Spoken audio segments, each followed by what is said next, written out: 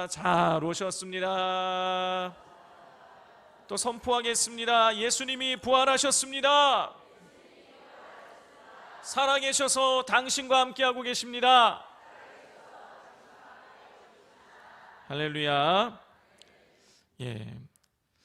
지난 주일 우리는 여호수아가 두 명의 정탐꾼을 여리고에 보냈을 때에 이 라합이라는 기생이 그 두 명의 정탐꾼을 지붕 3대 밑에 숨겨 주었던 일들을 살펴보았습니다.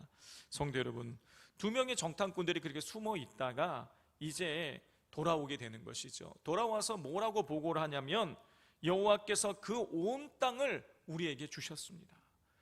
우리가 가서 그곳에 보니 그들이 우리를 보고 마음이 다 간담이 녹아 내린 상태입니다.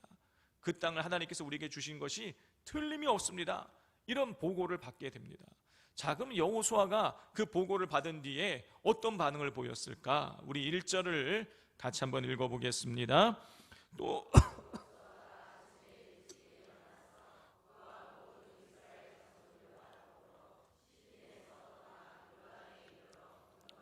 전에 거기서 유숙하니라. 정탐꾼들의 보고를 받은 다음 날 여호수아는 아침에 일찍 일어났어요. 아침에 일찍 일어났습니다. 여러분, 여기서 이 아침을 나타내는 이 히브리어가 뭐냐면은 보케르 또는 뽀케르라고도 말합니다. 보케르. 자, 그럼 보케르는 뭐 어떤 뜻인가? 우리말 성경에는 아침이라고 번역을 했는데 이 원어적인 의미는 뭐냐면 동이틀 무렵인 거예요. 해가 졌다가 해가 뜨려고 하는 그 무렵, 그거를 보케르라 그러는 겁니다. 그러니까 요즘 우리식으로 표현하자면 사실은 새벽인 것이죠. 새벽에 일찍이 일어난 거예요.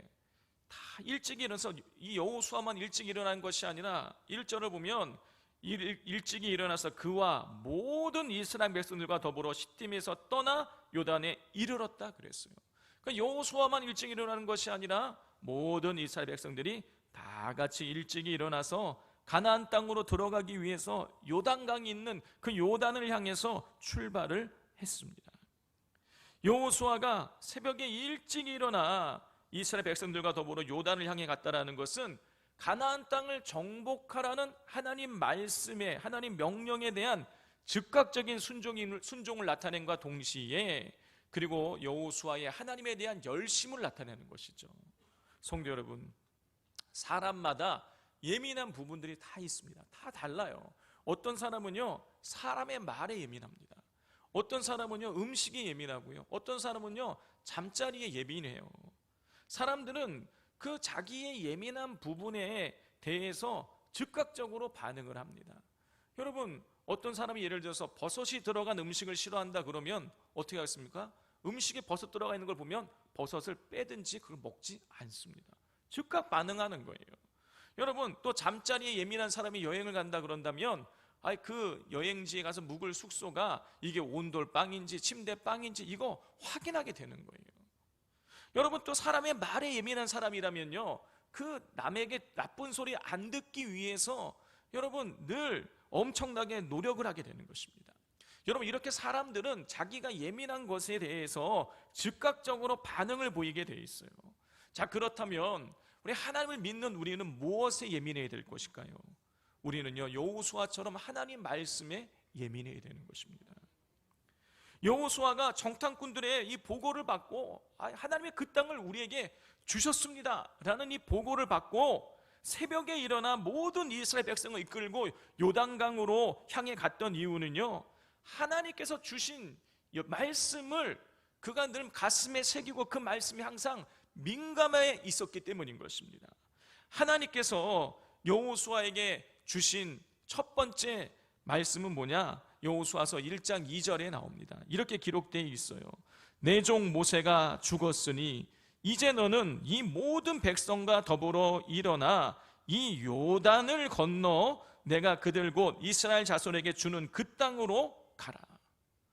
여러분, 방금 읽은 이 말씀은요 하나님께서 여호수아를 지도자로 부르시면서 첫 번째 주신 말씀이었어요. 그런데 첫 번째 주신 말씀이 뭐냐? 너는 이 모든 백성과 더불어서 일어나서 요단을 건너서 이스라엘 자손에게 주는 땅으로 가라는 것이었어요. 가나안 땅으로 요단강 건너서 가나안 땅으로 가라. 이게 여호수아에게 주신 첫 번째 말씀이었습니다. 여호수아는 이 말씀을 가슴에 깊이 새기고 늘 민감하게 그 말씀을 품고 있었기 때문에 정탐꾼들이 하나님이 그 땅을 우리에게 주셨습니다는 말씀, 이 보고를 듣자마자 새벽에 다 같이 일어나서 요단을 향해서 가나안 땅 들어가기 위해서 요단을 향해서 출발했던 거예요. 여호수아는 하나님 말씀에 민감하게 반응을 보였습니다. 하나님의 자녀들은요, 하나님 말씀에 민감해야 돼요. 그리고 즉각적으로 반응을 보여야 하는 것입니다.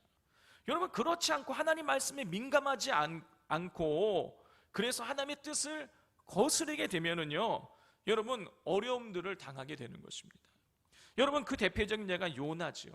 여러분, 요나서 1장 1절 2절은 이렇게 기록되어 있어요. 여호와의 말씀이 아미떼의 아들 요나에게 임하니라.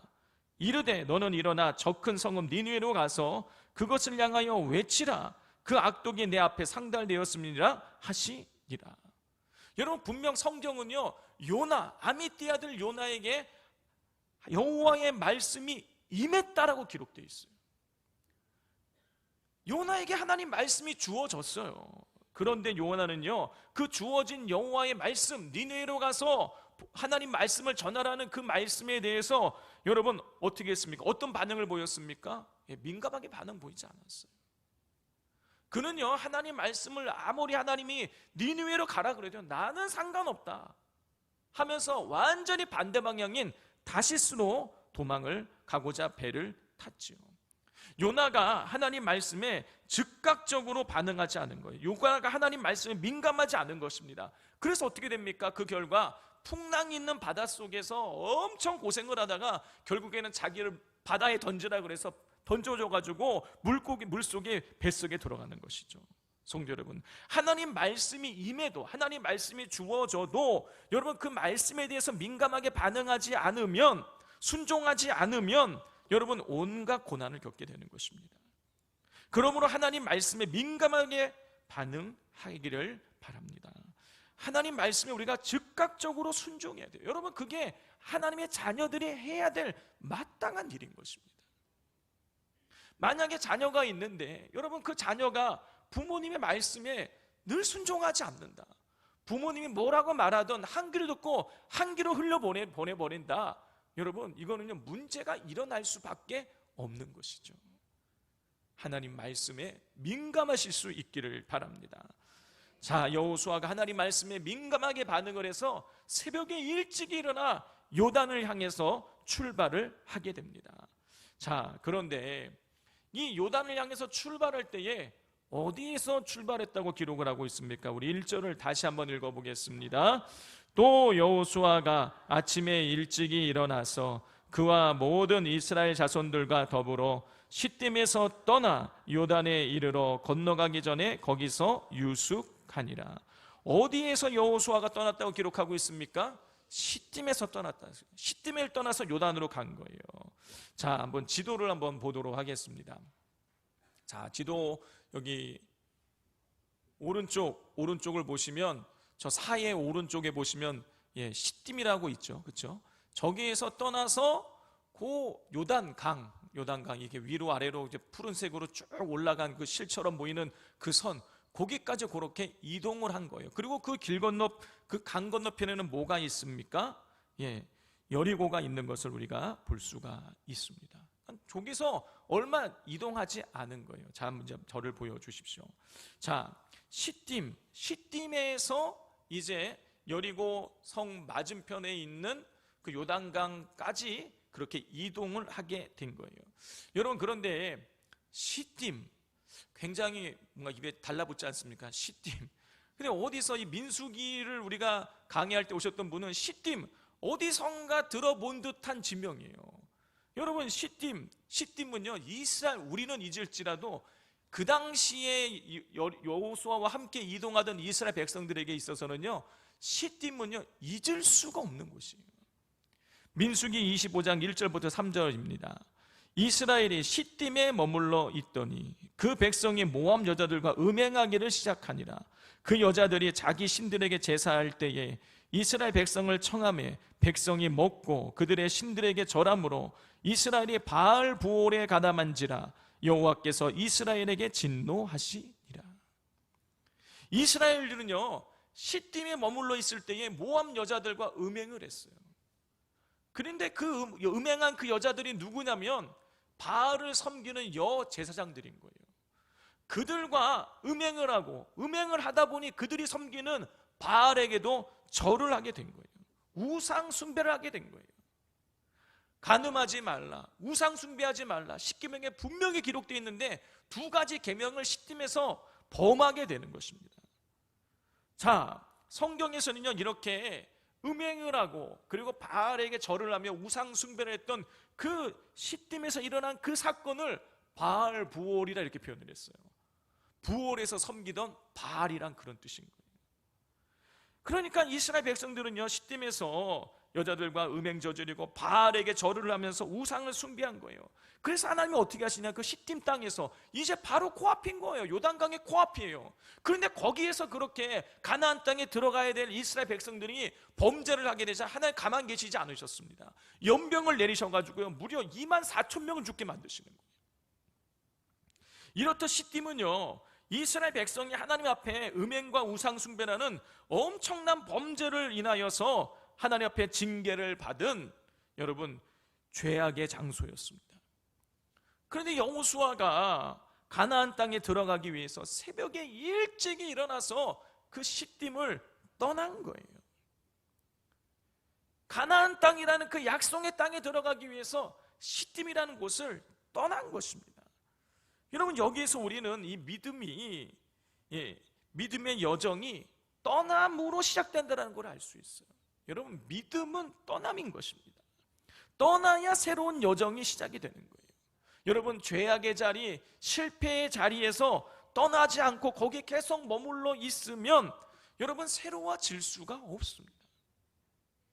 가끔씩 어떤 분들을 만나보면은요 여러분 40년 전, 50년 전에 있었던 여러분 그 실패한 이야기를 계속 하는 거예요. 그걸 붙드는 거예요. 그런 이야기를 할 때에 누군가 나를 위로해 주니까 계속 자기가 실패하고 어려움 당하고 괴로움 당했던 그 이야기를 하면서 계속 그 얘기만 하는 겁니다. 여러분 또 죄악의 자리에서 떠나지 못하는 분들이 있어요. 이전에 제가 부교육자 섬길 때에 그 남편분이, 집사님의 남편분이 있었는데 그분도 교회 집사님이셨어요. 그런데 바다 이야기 이 도박이 아니라 이게 뭐라 그래야 돼요? 하여튼 오락처럼 하는 건데 하여튼 돈 놓고 막 해가지고 하는 그런 빠친코 같은 그런 그 바다 이야기에 빠져가지고요 정신을 못 차리는 거예요. 부인이 빚진 것을 집을 팔아고 그것을 다 갚아줬는데요 또 가는 거예요. 또 가는 거예요. 여러분 죄악의 자리, 실패의 자리에서 떠나지 않으면 여러분 새로운 믿음의 여정이 시작이 될 수가 없습니다. 떠나야 돼요. 여러분 또 우리가 믿음의 여정을 새롭게 시작하기 위해서는 안락의 자리도 떠나야 되는 것입니다. 여러분 아브라함을 보십시오. 하나님께서 아브라함에게 가장 처음에 명령하신 것이 무엇인 것입니까? 본토 친척 아버지의 집을 떠나라는 거예요. 떠나서 내가 너에게 지시할 땅으로 가라. 여러분 그 고향 땅을 떠나고 아버지의 이 집을 떠나는 것, 그게 그리 되수는가? 여러분 요즘 시대는 그게 별거 아닌 것처럼 보이지만은요 저도요 고향 땅을 떠나서 여기 오는 게 그게 쉬운 일이 아니더라고요. 그런데 아브라함 시대는요 이거는요 엄청난 일인 거예요. 그 당시에는 시족 사회입니다. 여러분 그 당시에 경찰이 없어요. 자기의 시족, 자기의 혈연 관계로 맺어진 이 공동체가 자기의 안전을 지켜주는 거예요. 그런데 거기를 떠난다? 이거는요 죽기를 각오하는 일인 것입니다. 그런데 하나님이 그걸 떠나라는 거예요. 떠나라고 말씀하시니까 아브라함이 떠났습니다. 목숨을 걸고 떠난 거예요. 아브라함은 자기를 안락하게 지켜줄 수 있는 그 자리를 떠남으로 믿음의 여정이 시작될 수가 있었던 거예요. 여러분, 요셉도 다윗도 마찬가지입니다. 두 사람 모두 아브라함처럼 안락한 가정을 떠남으로, 비록 강제적이긴 했지만 떠남으로 그들의 새로운 믿음의 여정이 시작이 될 수가 있었던 거예요. 성도 여러분, 우리도 떠나야 됩니다. 내가 편안한 자리를 떠나야 돼요. 그냥 여기가 좋사오니, 이 상태가 좋사오니 하고 계속해서 여러분 그냥 고만고만한 고신앙 상태에 그냥 머물러 있으면 여러분 아무런 믿음의 성장이 이루어질 수가 없는 것입니다.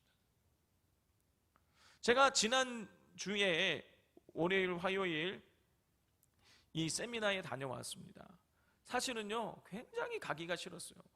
그런데 어떤 사례를 발표해달라고 그래서 제가 이제 발표를 하러 갔는데 그렇게 해서 하여튼 억지로라도 가서 강의를 듣고 말씀을 듣고 집회를 참석하다 보면 깨달음이 있어요. 오길 잘했다. 늘 그런 생각을 하게 되는 거예요. 여러분, 떠나야 되는 것입니다. 여러분이 나는 여기가 좋사오니, 나는 이 상태가 좋사오니 하는 여기에서 여러분 익숙한 곳에서 떠남으로 믿음의 성장이 이루어지고 믿음의 시작이 이루어지는 것입니다. 그런데 우리가 죄악의 자리, 그 실패의 자리, 안락의 자리를 여러분 떠나는 게 쉽지가 않아요.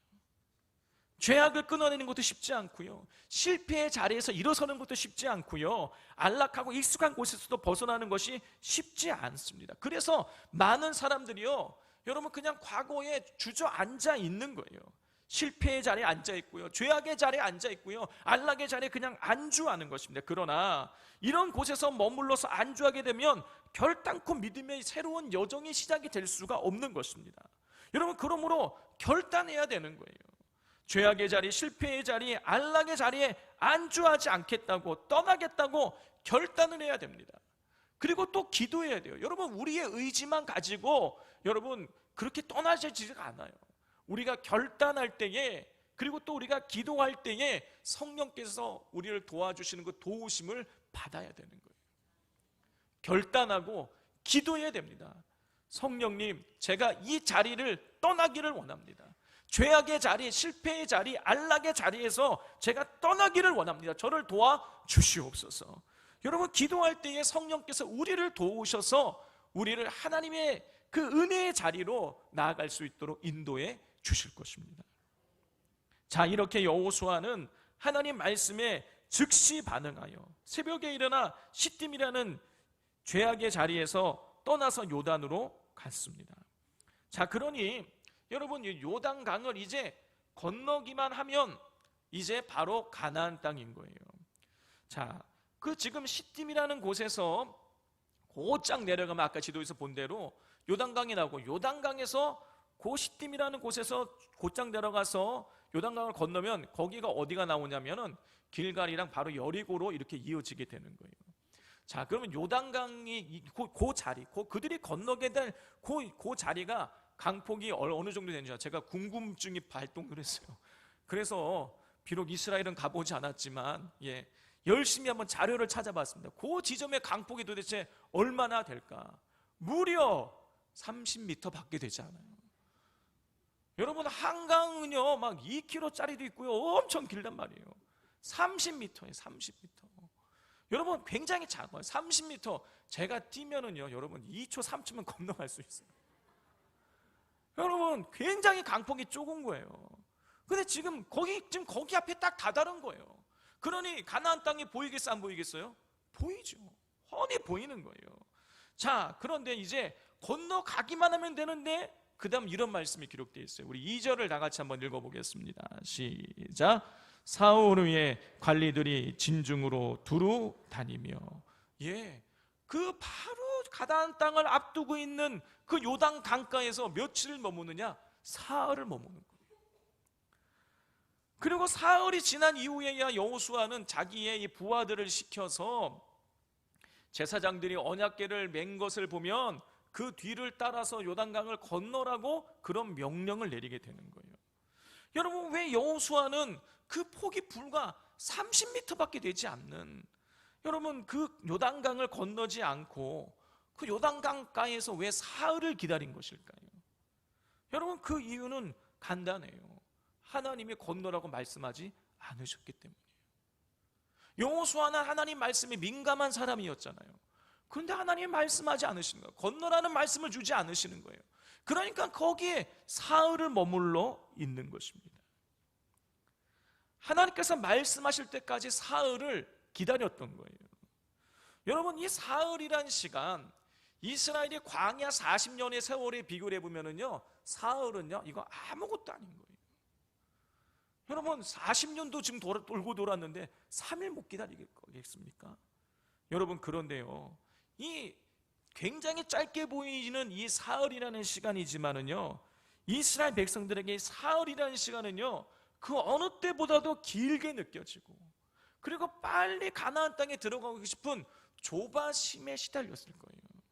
왜냐하면 40년 동안 온갖 고생을 하면서 그렇게 손꼽아 기다리던 그곳을 지금 바로 눈앞에 보고 있기 때문인 거예요.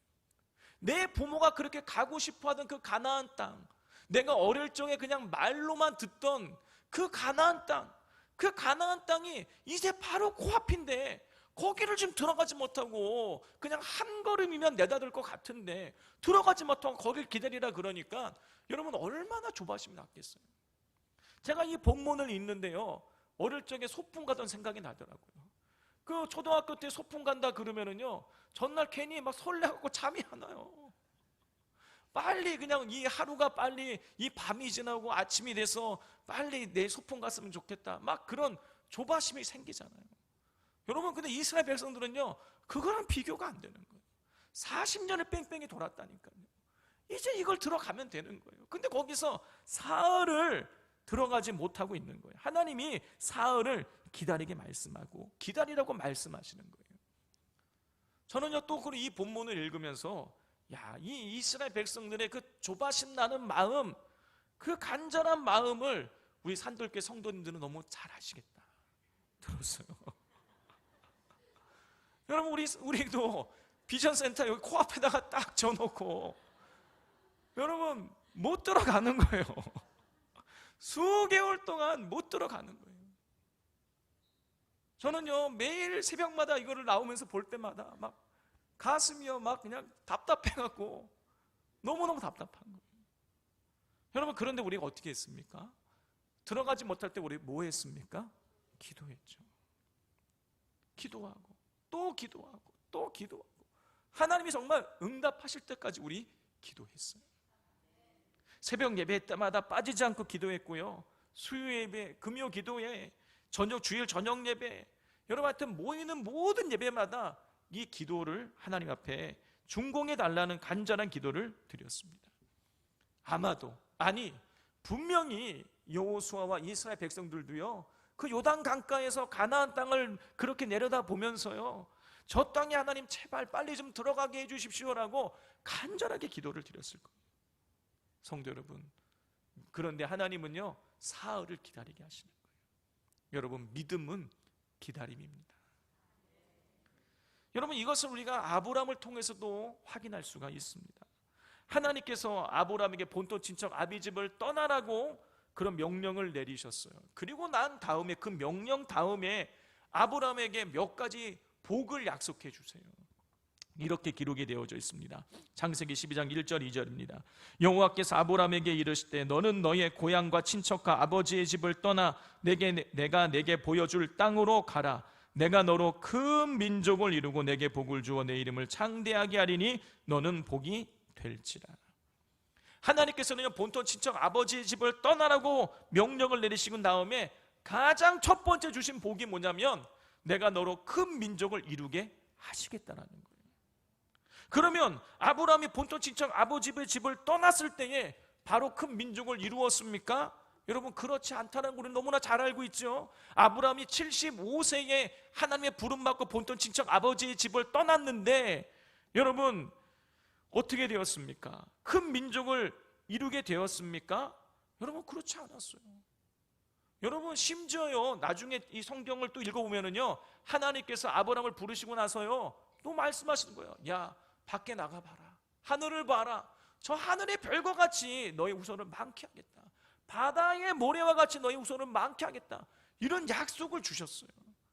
그러면 여러분, 이 약속이 금방 이루어졌습니까? 75세에 부름받은, 이 약속을 받은 아브라함의 이 하나님이 주신 약속이 언제 성취가 되죠? 100세에 이루어졌어요. 25년을 걸린 거예요. 하나님이 아브라함을 오래 기다리게 하셨어요. 그러면 아브라함이 이 25년을 잘 인내를 하면서 잘 기다렸을까요? 여러분, 그러지 못했어요. 여러분, 86세에 잔머리를 쓰는 거예요. 어떻게 합니까? 사라의 몸종 하갈과 동침해서 이스마엘을 얻는 거예요. 그리고 놀랍게도요, 성경을 읽어보면요, 그 뒤로 13년 동안 아브라함이 하나님을 찾지 않아요. 아브라함은요, 이게 이제 여기가 좋사오니 이 이스마엘 얻었으니까 됐다라는 거예요. 그런데 그렇게 아브라함이 인간적인 방편을 써서 얻은 이스마엘은요, 두고 아브라함의 후손의 화근거리가 됩니다. 지금까지도 그래요. 그 이스마엘의 후손들이 누굽니까? 아랍인들인 거예요. 이슬람을 믿는 그 중동 지역의 나라들이 이스마엘의 후손인 것입니다.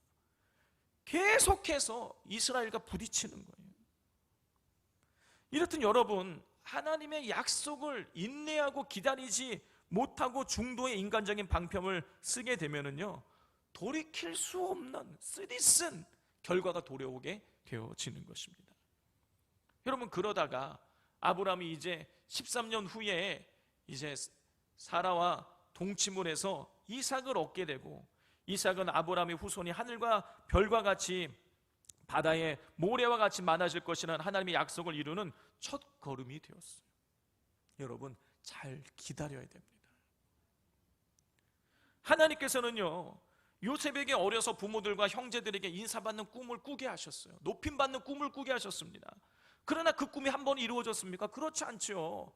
형들에게 팔려서 애굽에서 종살이 하다가 10수년 만에 그 꿈이 이루어지게 되는 거예요. 다윗은요, 사울 왕이 버젓이 살아있을 때에 왕으로 기름 부음 받았습니다.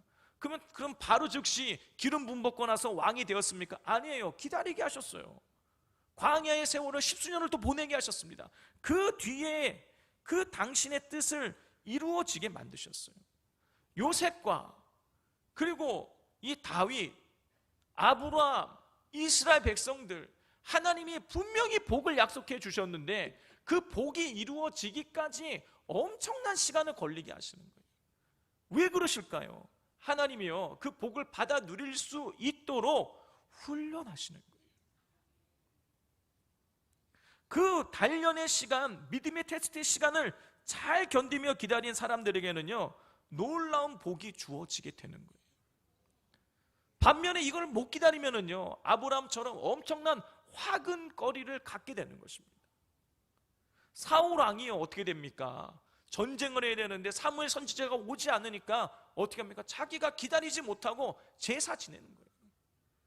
여러분, 거기에서부터 하나님과 틀어지기 시작했어요. 나중에 하나님의 영이 그를 떠나게 되는 것입니다. 여러분, 기다려야 되는 것입니다. 성도 여러분, 하나님께서 우리를 지난 수개월 동안 기다리게 하셨습니다. 기다리는 동안 너무나도 힘들고 어려운 일이 많이 있었습니다. 개인적으로도 견디기 힘든 순간들이 한두 번이 아니었어요. 저만 그런 것이 아닙니다. 장로님들도 마찬가지고요. 또 우리 성도님들 각자 비전센터를 볼 때마다 마음이 답답함을 갖고 계셨을 거예요. 이렇게 문제가 해결되지 않고 오래되자 여러분, 주변의 목사님들이 저를 위해서 기도해 주시는 분들이요, 염려하기 시작했어요.